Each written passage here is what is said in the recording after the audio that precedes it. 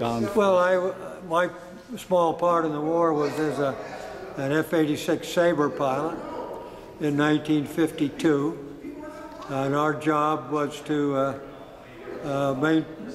maintain air superiority over the Russian Air Force and the few Chinese and North Koreans that flew. Most of them were Russians, and we did a great job with that. Not a single bomb was dropped or rocket fired or round fired at any United Nations forces on the continent after the original 3 weeks of the war.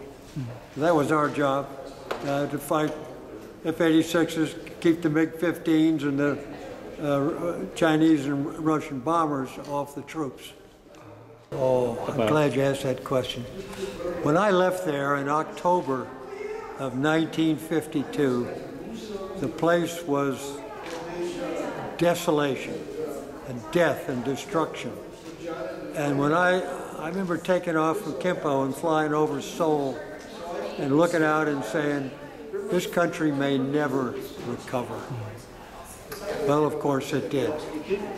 And you can read about the economic miracle, but I got to pay a return visit with 7 other fighter pilots who flew in the war in 2007.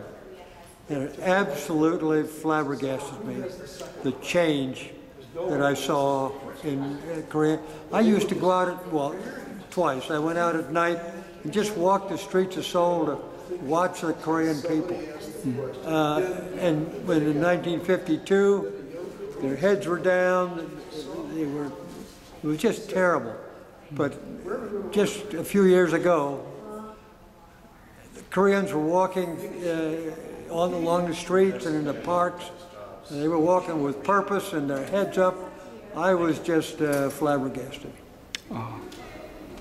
You must be proud of that. What's that? You must be proud of what you have done for the country. I am proud to know the Korean people. They're my favorite foreign, international, out-of-country friends. Yeah. Well, our role in this Alabama World Affairs Council is to bring international problems and in the light of American interests abroad and at home. It's an education mission, basically. I'm surprised that when they ask making the questions, they pretty much already know about what happens in Korea. Sure. So do you have any regular program for the studying what happens in Korea? Regular programs for studying Korea? Well, the Alabama World Affairs Council doesn't, but the local universities do. Well, I hope to get back there one more time. I came very close this past year, but a family emergency prevented it.